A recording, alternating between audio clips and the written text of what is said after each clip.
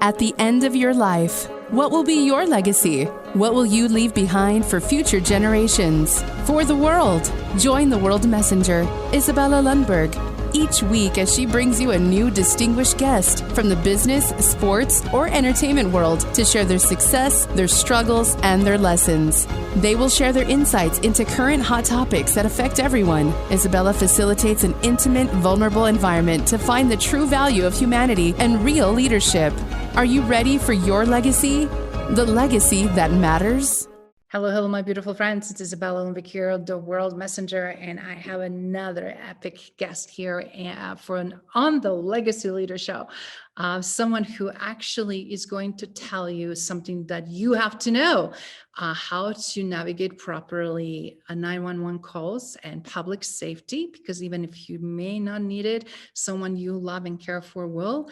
And we are not as equipped to really understand unless we are into emergency and really dire situation, how to do all of this. And guess what? We have someone who is not only expert in being actually working in 911 call centers and navigating those calls with phenomenal stories, but also addressing public safety through the lens that all of us need to know more and understand better. So without further ado, I am bringing Ricardo Martinez, who is here with us, joining us from Indiana, and wanted to share a little bit, first of all, how he got into industry, and then what happens right now as we are speaking, because his podcast is amazing. Over how many million listeners and downloads? I mean, you have such amazing following and engagement, don't you, Ricardo? Yes. First off, thank you very much for having me on. This is it's an honor, and it's always good to be able to come on and have strong conversations, especially about things like this, and especially when it comes to public safety, because not a lot of people understand it. But as it pertains to the podcast, right now I'm at 1.85 million downloads, and it's heard in over 60 countries.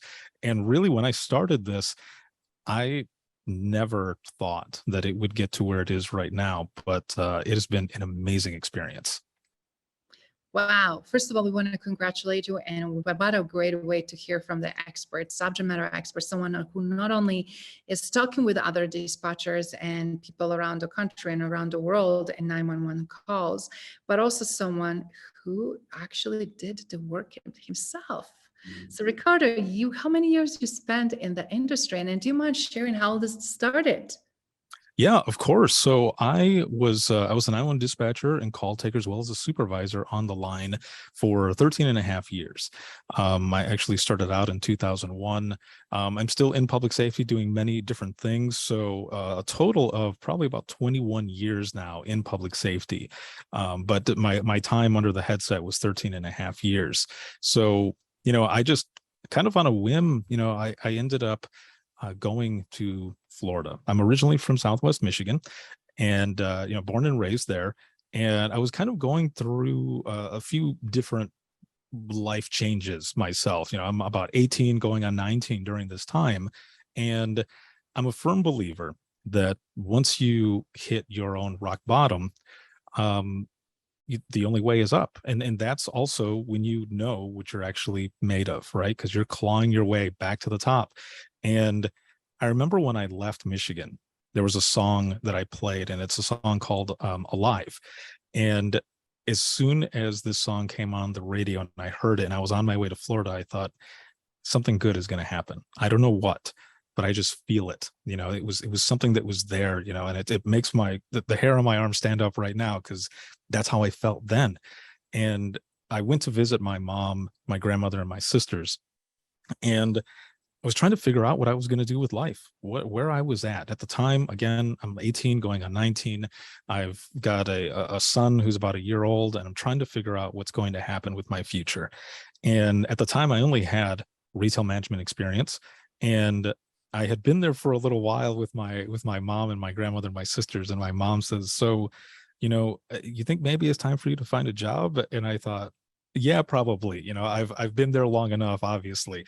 So I'm looking for retail management jobs, and there wasn't anything. And just out of the blue one day, my mom says, your cousin knows the chief of police, And he was talking to her husband saying that they're looking for dispatchers. Maybe you should try that. And I remember looking at my mom and kind of chuckling and saying, I have no idea. I have no idea what they do, but sure, I'll try it. So I go in and I have that interview. It's the chief and the lieutenant, and they're firing questions at me just over and over and over and over, building upon each other and going through these different scenarios. And I was keeping up with them, and I thought, oh man, I'm awesome. I'm keeping up with them, whatever it is that's going on. But, thinking about it now, years later, they were doing it on purpose to test me, to see if I could handle the pressure of taking these phone calls that I was going to deal with, where things like that was going to happen. So I went through the interview and I didn't hear anything from them for like 2 months. And I thought, oh, I guess I didn't get the job, And out of nowhere, one day, I'm getting ready to just kind of doze off. I'm going to take a nap. And my grandmother barges into the room and she's yelling at me in Spanish that the police are there. But then she goes, "What did you do?" And I was like, "I didn't do anything." I was like, "What?" And she goes, "Yeah, what did you do? Because there's somebody outside asking for you." And I said, "I didn't do anything." And she goes, "You need to go check." So I go outside and it's the chief of police. And I said hello, and he goes, "Hey, I wanted to see if you still wanted the job." And I said, "Well, of course, but I haven't heard from you, so I thought I didn't make it." And he goes, "Well, our background checks take a long time." He goes, "But you checked out, and if you want the job, it's yours." Now, if you think about it, sometimes with new jobs, a lot of times you start like a week later, right? Or a few days later, something like that. So I asked him, and he goes, "Oh no, you start tonight." And I said, "What?" And he goes, "Yeah, you work the midnight shift tonight." And I said, okay. And he goes, "You want the job, don't you?" And I said, No, I do. I thought that, there was going to be some time." He goes, "No, you start at 10 o'clock tonight from 10 to 6 in the morning." So I ended up going to take a nap. And that's kind of how I fell into it. Really was just through word of mouth and going in. But that first night, I actually went right into taking my first call, just right off the bat. And right, yes. Now you think about it, you're taking 911 calls. There would be more training, right? So I go in that night and I meet my trainer. And I'll just say he was a very seasoned 911 dispatcher who had been there for a while. And he shows me around and is telling me everything that's there, how it works. And then 911 rings. And I'm observing him as he's going through this call. And then when he's done with the call, he turns around and looks at me and goes, "Okay, you're next." Oh, what a pressure, what anxiety. Oh my goodness. Right. Because you don't know what kind of call you're going to get. You don't know what's going to happen. So Right. what happened? Exactly.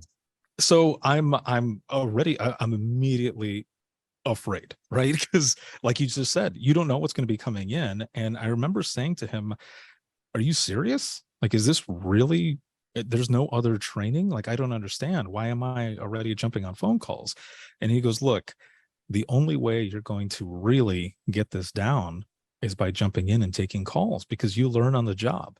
And really what this job consists of is, 1, being human, 2, having some thick skin, and 3, common sense. That's what you really need." So this whole time I'm sitting there talking with him and I'm waiting for the phone to ring. And finally it rings and he goes, "You're up." So I answer, "911, where's your emergency?" And it turned out to be a misdial. It was an accident. The person, right? yes. Yes. Yeah. The person who called said, "Wait, what? Who is this?" And I was like, "This is 911." And they go, "Oh, I'm sorry. It was a misdial. It must have sat on my phone or something. I didn't mean to call you." And I got their information and then hung up. And he goes, "See, the first one is down." I was like, "Oh, geez."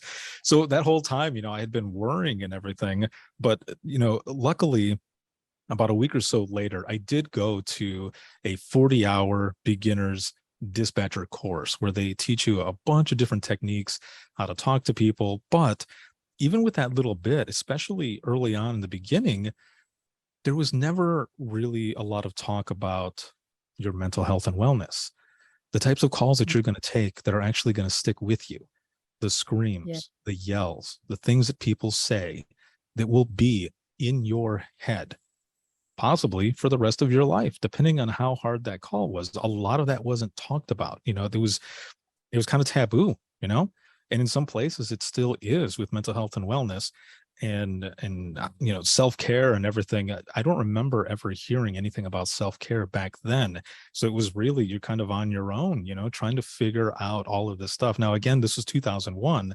and there were not a lot of, I would say, hard calls that I had taken through my training. But there was one, because I knew eventually I was going to take a hard call. And eventually that did happen. Wow, I'm sure you never forget that first phone call of true, real emergency, right? And then how that changed your perspective of how valuable work you are doing and truly saving people's lives. Yeah. And, because the job was 911, right? Everything happens over the phone. That's where I was thinking that first call was going to be, but it wasn't. It was face to face.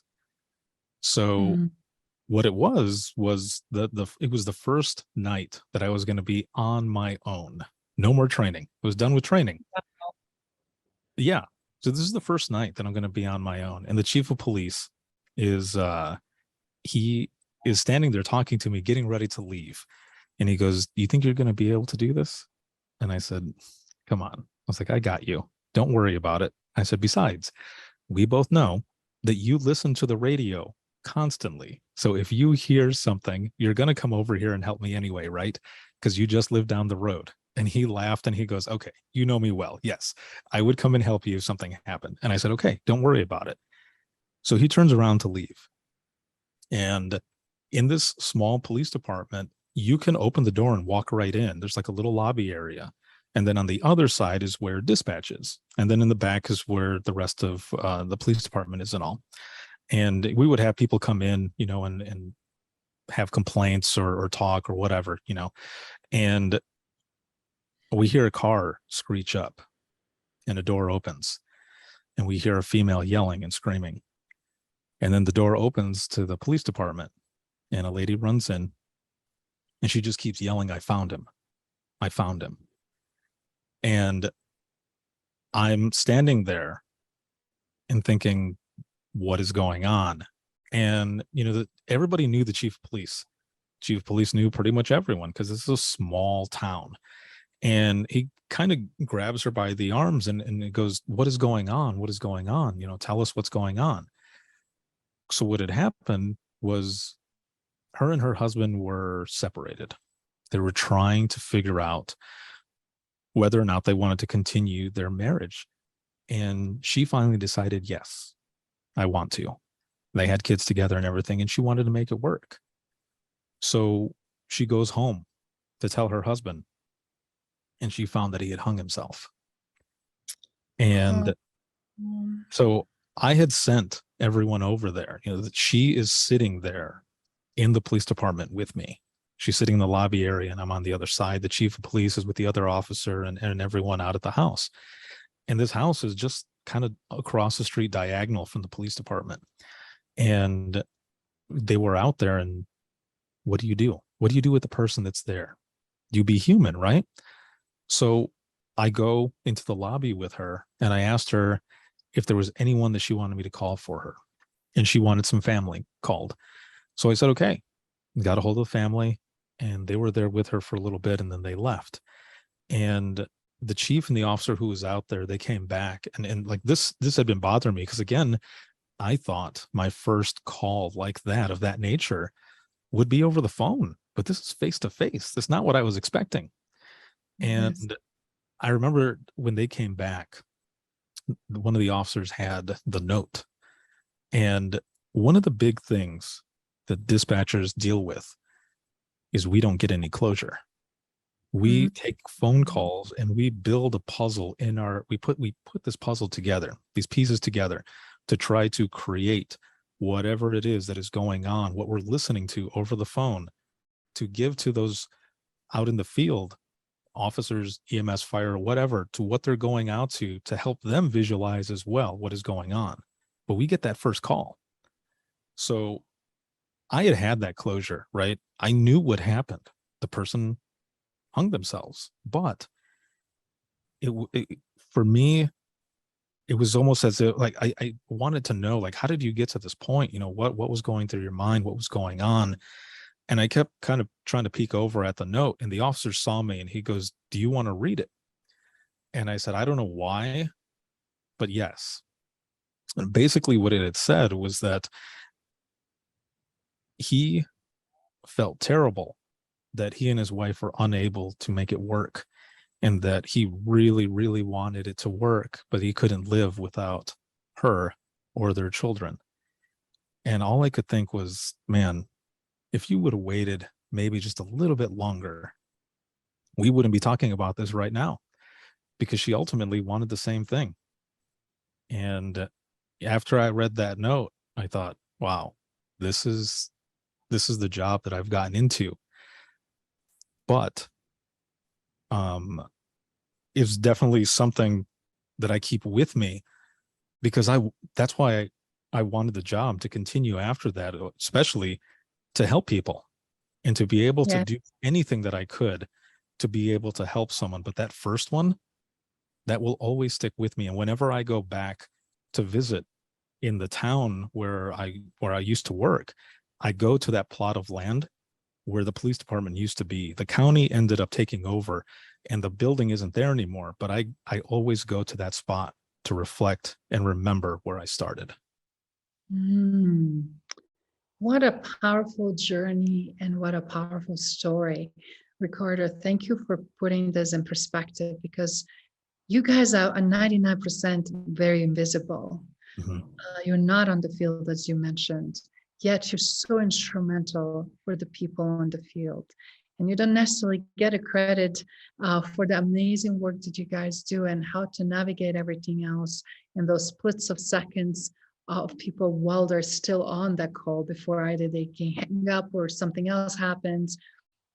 And I just wanted to say, first of all, thank you for doing what you're doing to help and bring awareness to public safety and to 911, but also to really for being that amazing representative of what it is to be human. And how do we make decisions and choices that, in this case, fortunate for that man, it's no point of return, right? And we see now very much so high percentage of suicides of a wide range of people. And that is really, really hard and difficult when it's so permanent, isn't it? Yes. And I'm a firm believer that a lot of the stuff that we experience in our life can help us in other situations, no matter what occupation it is or what stage of life that you're in. And in dispatch, I also feel that same way. Like I feel like certain calls are meant for us to take because we have that experience that can help in a way that others might not have because they don't have that experience. So for instance, on the same talk of, suicidal callers and everything, there was a time where I was dealing with a lot of shoulder pain, a lot of back pain, a lot of things that I needed to figure out for myself as to what it was that was bothering me. And I finally took a shot and decided I'm not going to be embarrassed to do this, especially if I do it wrong. Yoga. I decided to do yoga to try to stretch everything that was going on. And it was actually the only thing that helped. And I thought it was amazing. And I remember taking a call one night, and it was a lady who called, and she was suicidal. And when people call in like that, you have to find a way to relate. And we're empaths. We put ourselves in their shoes to be able to relate and understand and connect. It's just voices, but we connect that way, right? We're human. And also to be able to, again, piece together this puzzle for those who are going out there so they know exactly what it is that they're dealing with. So they weren't real close. So when the responders that are going out there are not that close, you have to continue that conversation. And with this person specifically, I went in. I used to have a trainer who I would listen to with suicidal callers say, what's your favorite movie? What type of music do you listen to? And connect on that level to be able to keep them from thinking about what it was that they wanted to do originally until help gets there. So I went there. This person was telling me they had been dealing with a lot of back pain, a lot of shoulder pain. So because I had that experience already, I mentioned to them, this is what I did for myself. I'm not saying it'll fully help you, but maybe it's another option than from what you want to do, which is commit suicide, because they were going through so much pain. So we're talking about yoga and the stuff that I did, and she's asking me all of these different questions. And at the end of it, EMS arrived and she said, thank you. She said she didn't want to do it anymore because now there was another option. And now, whenever I practice yoga, I think of that person. We're always going to be connected that way. How powerful that is. And as you said, because there is another option. Mm-hmm. And it's always another option. And you spot on, sometimes when we're overwhelmed and stressed out and doing so much, we don't see that. Pain is too unbearable. We don't understand why. And then also impact and implication that does on loved ones and friends and everybody else in the community, right? But do you mind sharing a little bit with us? How did you really started the podcast? How did you start this amazing storytelling in a way that connects people around the globe? I mean, you said you're in 60 some countries, and people around the world not only listen, but also you have interviewed some of the amazing talent, and they share some really powerful story. So, a lot of this was it came from my own burnout that I was going through. The burnout really hit hard when I took the phone call when my grandmother passed away. And, what are the odds, right? My grandmother was in hospice care. We knew that she was getting close to passing away. And I'm sitting there on a backup position. And so I'm not answering a lot of calls. It's about 3 a.m. or so. And my partner, who's on the main phones, she says, I'm gonna get up and go get something from the break room. And I said, okay, go ahead. There's nothing going on anyway. That right there is almost like you're tempting fate, right? It's like something's going to happen now. You're tempting fate. As soon as that door shut, the phone rang. Now, I never hesitate to pick up a 911 call, but for whatever reason, this was different. And on the phone system that I was working on at the time, if you waited for one ring, the information would pop up on the screen. And when the phone rang, the hair in the back of my neck stood up, and it just was completely different. And I waited that one ring, and I saw my mom's cell phone number on there. And I picked up the phone.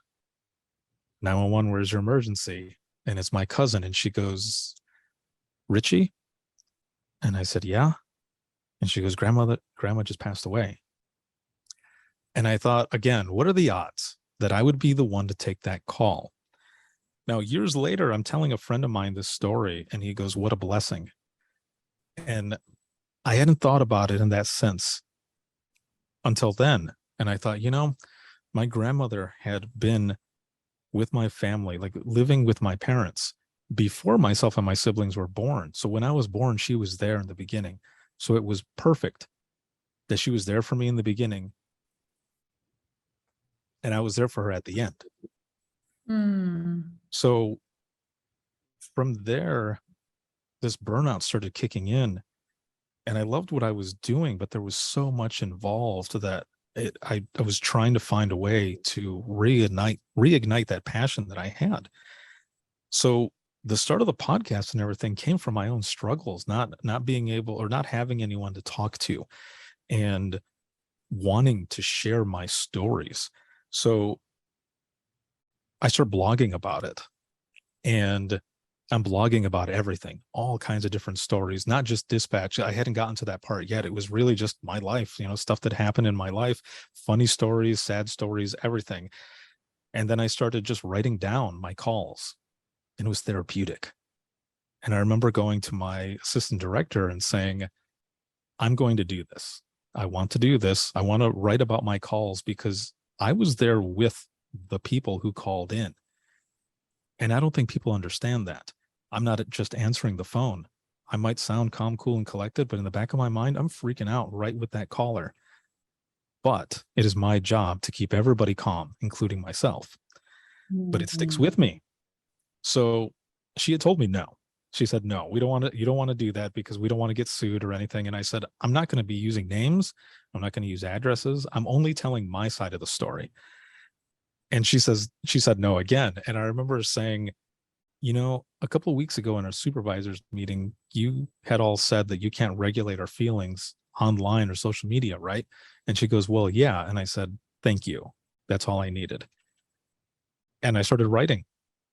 That was my green light. That was my loophole to continue what I wanted to do, because again, it was therapeutic for me to get this out.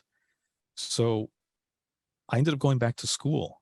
I got 3 different degrees, and all the projects that I was doing had to do with dispatch, had to do with public safety. And the job that I felt like was killing me in the beginning actually saved me, because I was writing about this, because I was able to get these stories out. I was no longer afraid of that stigma of looking weak. It was more courageous in a way for me to open up and share these stories. And the more I started talking, the more others in the center started talking as well. And we were getting this out. And I thought, this is a new day. Like we are, there's a common saying in dispatch that is, dispatchers are the most important person you will never see. And I wanted to bring it to the spotlight. I wanted to pull that curtain back and show what it is really like to answer a phone call and deal with all of this that's coming in.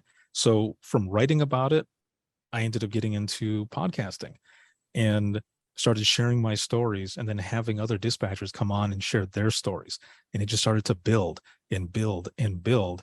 And it's been going on ever since. All of these stories are out there, these stories that people had no idea, because there's certain things that they see on TV or just simply hear about that just people don't know. But I wanted to get it out there and share. But it all started because of my own issues that I was having with holding these calls in, and it being bad for me, mental health and wellness and just all of it.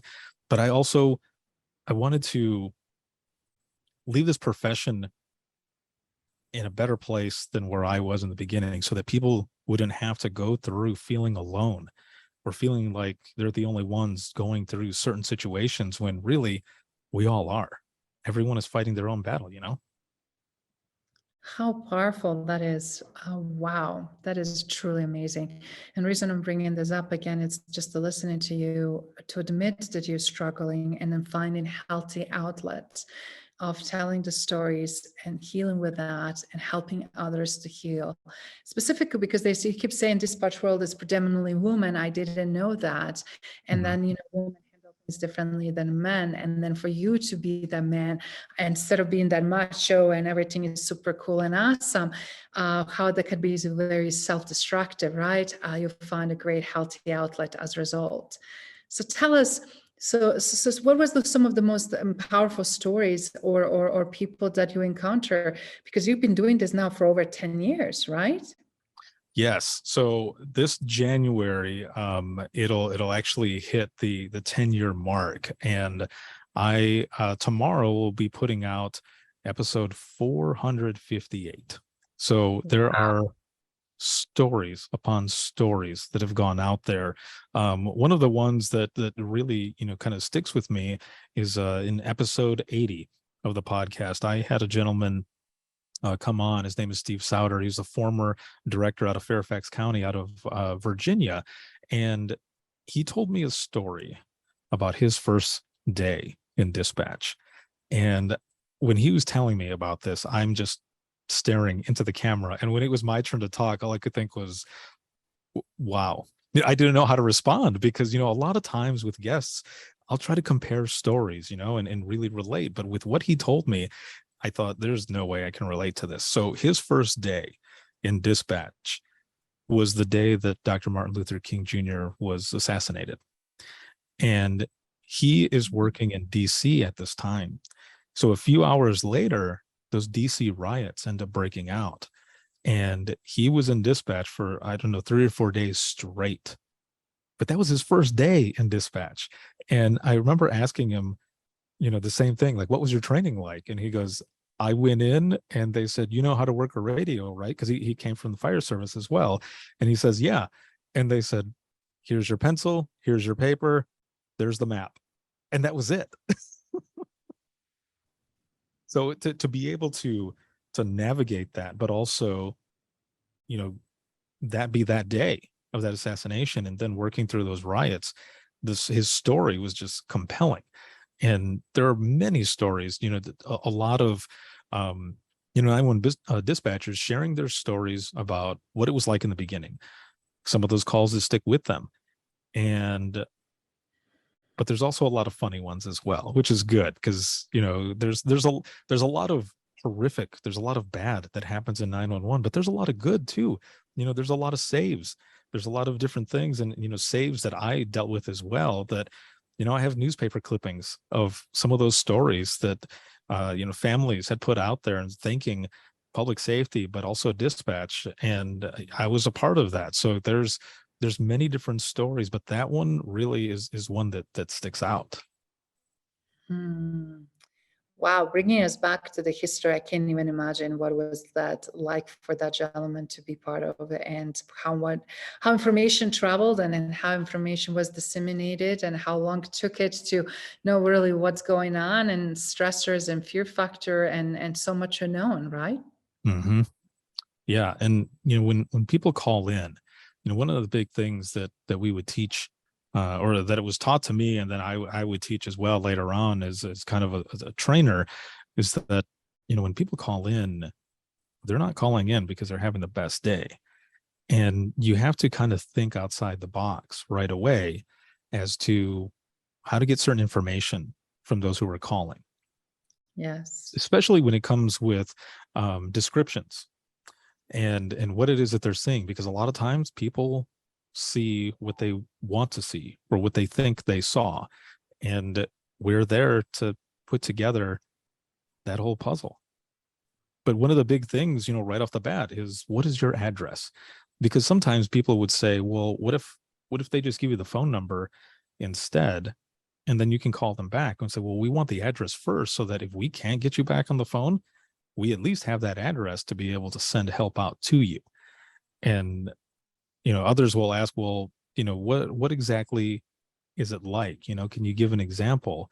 And I would give them a scenario of something that happened to me, where you've got 3 911 calls that have come in.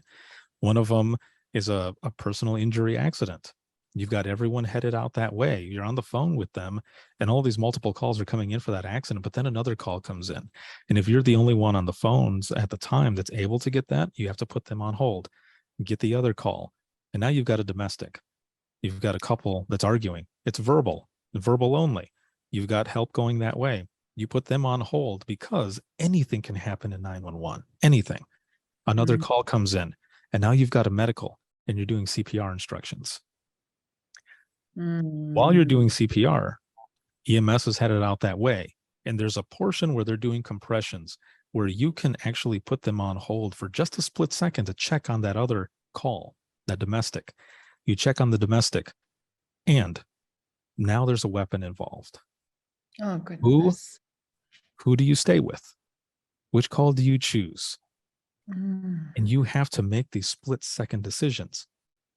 So you stay with the one that has the weapon that's involved, because the officers are heading out there. The person who's doing CPR, they're doing textbook CPR already. EMS is already almost there. So really, you're just staying on the phone with them to make sure that they're continuing those compressions, right?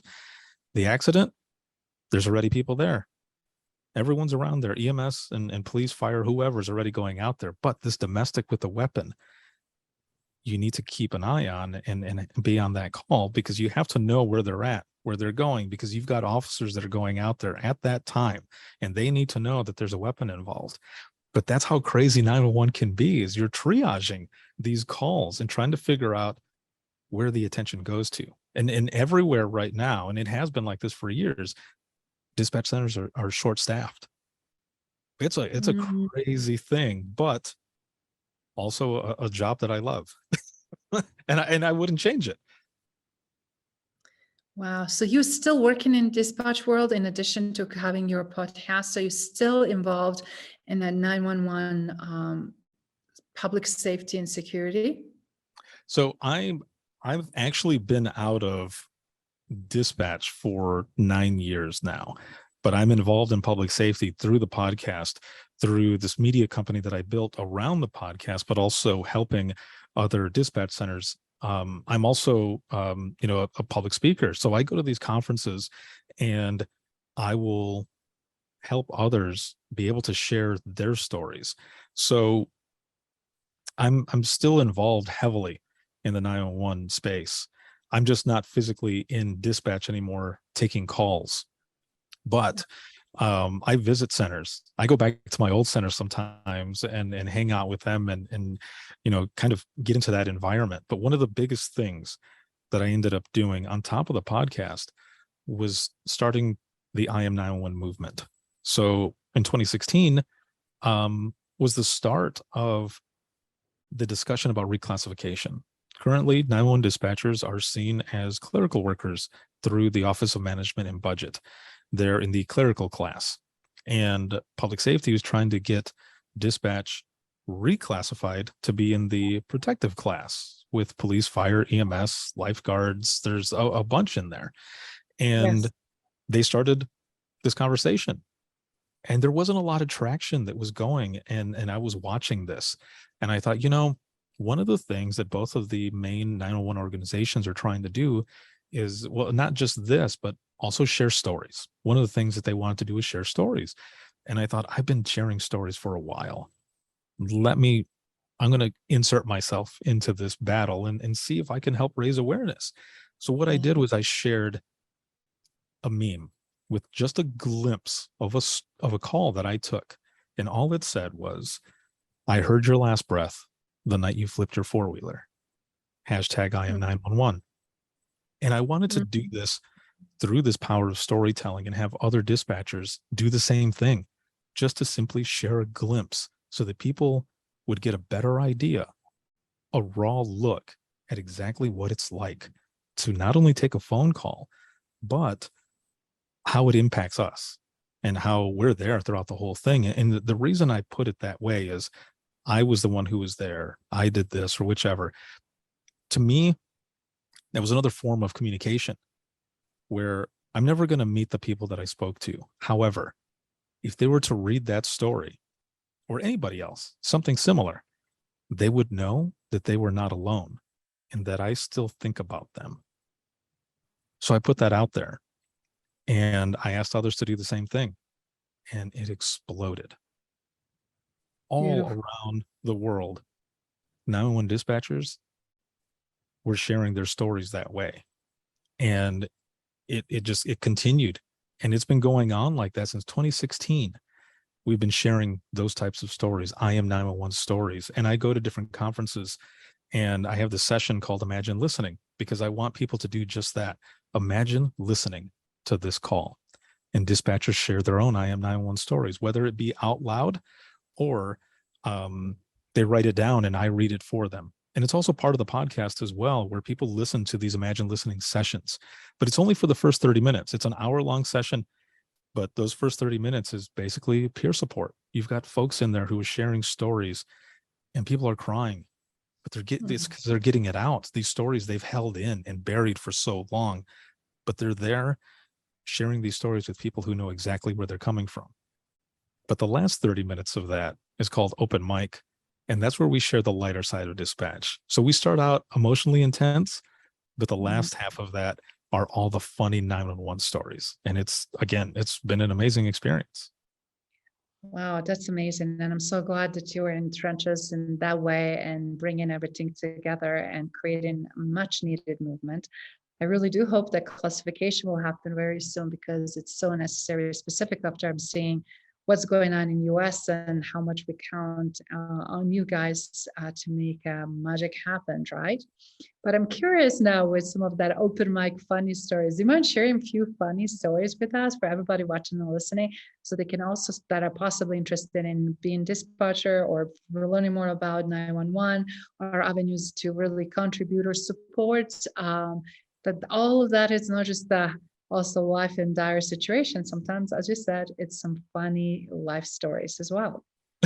Yeah. So, there are a lot of different things that happens in 911. And sometimes it almost feels like when you've taken several hard calls, the dispatch universe or whatever it is ends up throwing you some funny ones as well to break up the chaos that can be 911.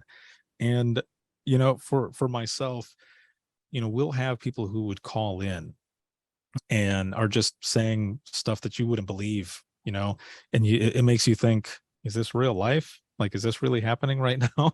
And I remember a gentleman calling in, and he called in about 7 or 8 times, and he just kept telling me that something was going to happen to a government official, that I needed to call this phone number. I needed to call this phone number. Something bad was going to happen. And I'm just trying to get information from him and who he is and where he's at, because he was calling from a phone that didn't have service.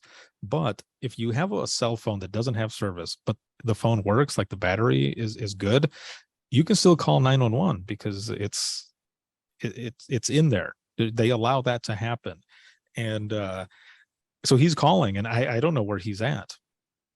And then he stops calling. And I tell my supervisor, he gave me this phone number. I think we're going to call it. And she goes, no, don't call it. It's probably just going to go back to him anyway.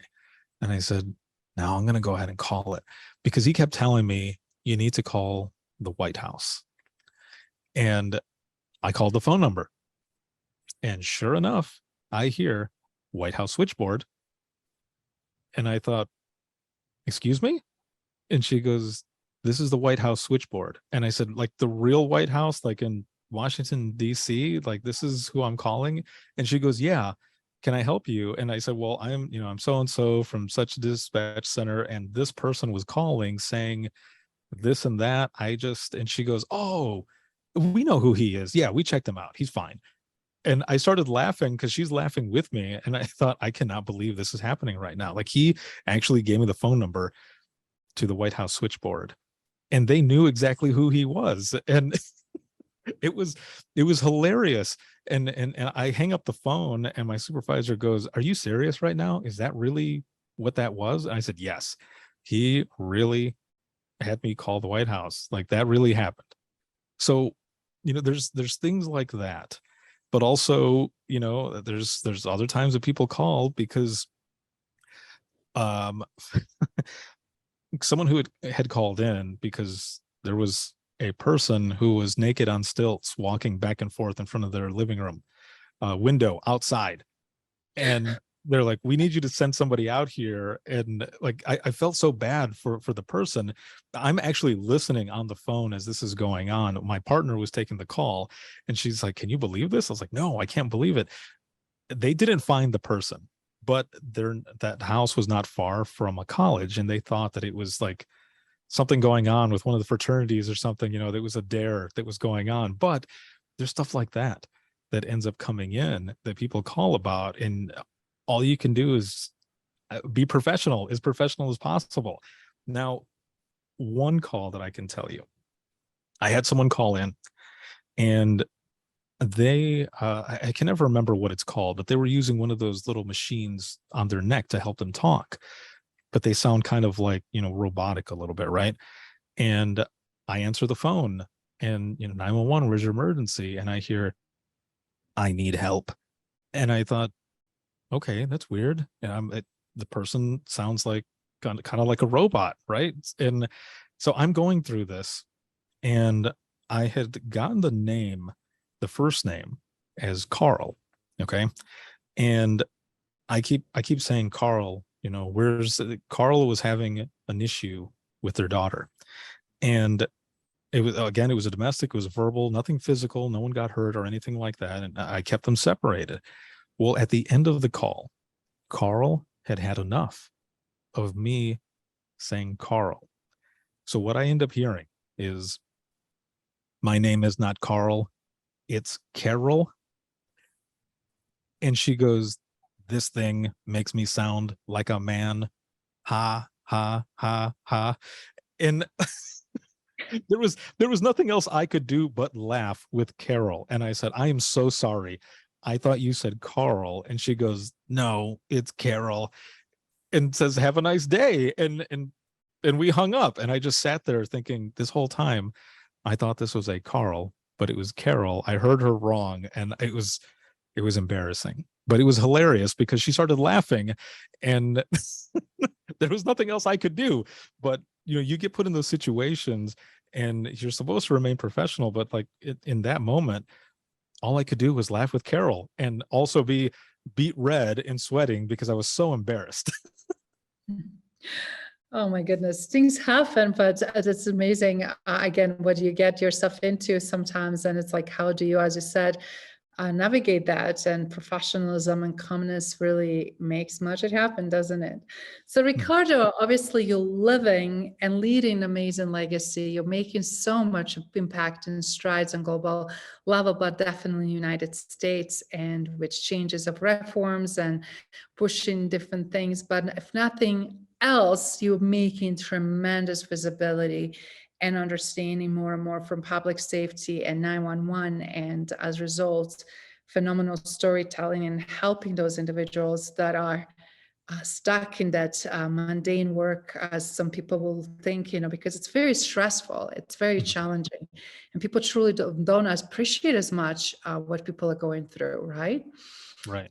So my question to you is, what would you say you are now leading towards your legacy? Because you're already, as I mentioned, living and leading that. But what would you like to leave? Because obviously with everything now that you said, you never thought about this is possible. You never thought about you can do it. And now bar is getting higher and higher.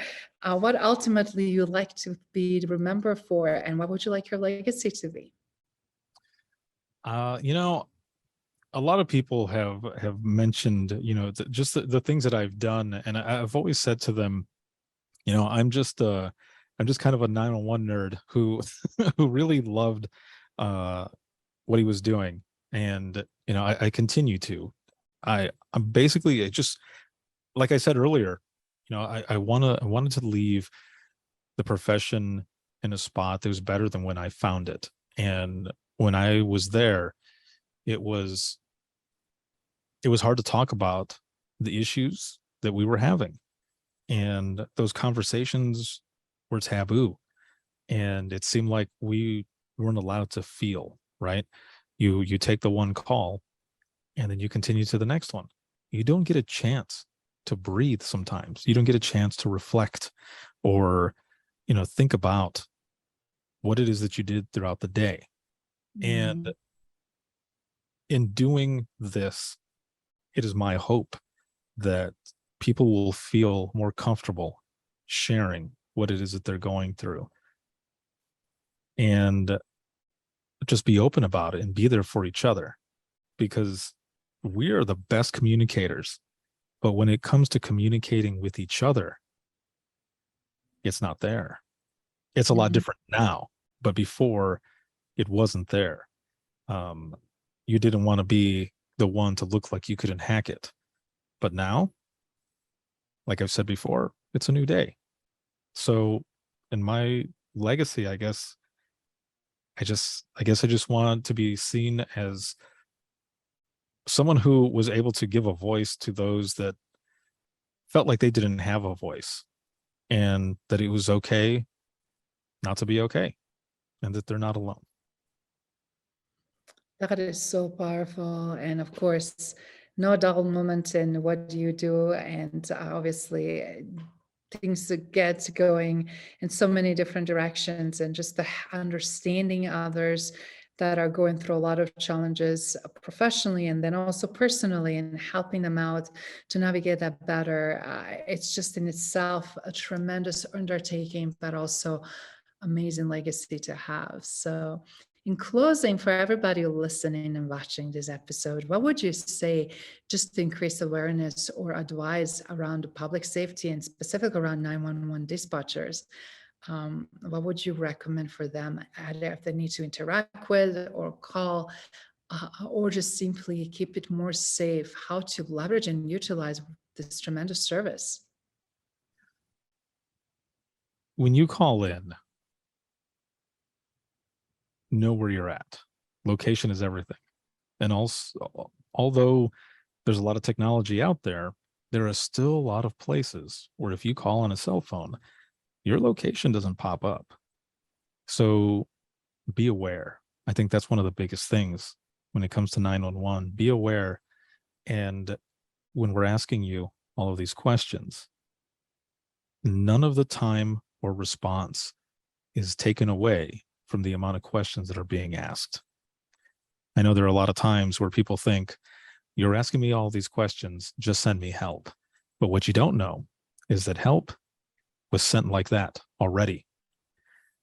We have to ask all of these questions so that we know exactly who else to send and what the response type needs to be, because it might be different. Again, with a verbal domestic is different from a domestic that's physical or has weapons. And we need to know all that information to be able to assess the situation and get the people out there with what's needed to help you. So that's probably one of the biggest things, location, and to be patient with the amount of questions that are being asked, because it doesn't delay the time of the response. It's just stuff that we need to know, stuff that we need to ask, because otherwise, people might get there and maybe it'll be one officer versus two or three because we didn't know that there was weapons involved, or we didn't know that, there was this or that. So questions, it's a big thing, but please be patient with us when we're asking you so many questions. That is so true, because a lot of times you're right, when a crisis is like, why they're asking this, and you kind of go in the panic mode and you feel like things are being for a long time. Sometimes a minute can feel like a century, right? But it's so important to understand the other side and quicker, faster for things to happen. So again, Ricardo, it's absolute pleasure, and it's just amazing to hear all of the great work that you're doing. And for everybody watching and listening that I want to tap into of your tremendous work, your podcast, where do they find you?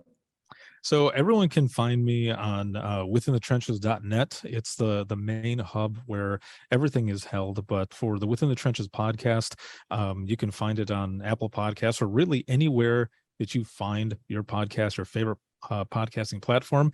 You can find Within the Trenches podcast there. But there are also, there's a live broadcast that I do every Thursday at 9 p.m. Eastern time, and it's open mic, and there will be dispatchers that come on. It's a live broadcast. Dispatchers come on in the audience, and they share all of their funny stories, and I read them from the comments, sometimes verbatim, and sometimes my mom is in the audience. So it's almost a mission for those who are in the audience sharing stories to tell me some of the most crazy ones, because my mom is there to see if I'll actually read them, because it's my mom. I have a lot of respect for my parents. So it turns out to be a very funny thing. But withinthetrenches.net is the main hub for everything. Thank you for listening to Legacy Leader Show. If you enjoyed the content and had a positive experience, then please leave us a positive rating. In addition, leave us a positive review whenever you are listening on whatever platform there might be. Make sure your friends and family also know about the benefit and value that we provide and what we have to offer. Cheers.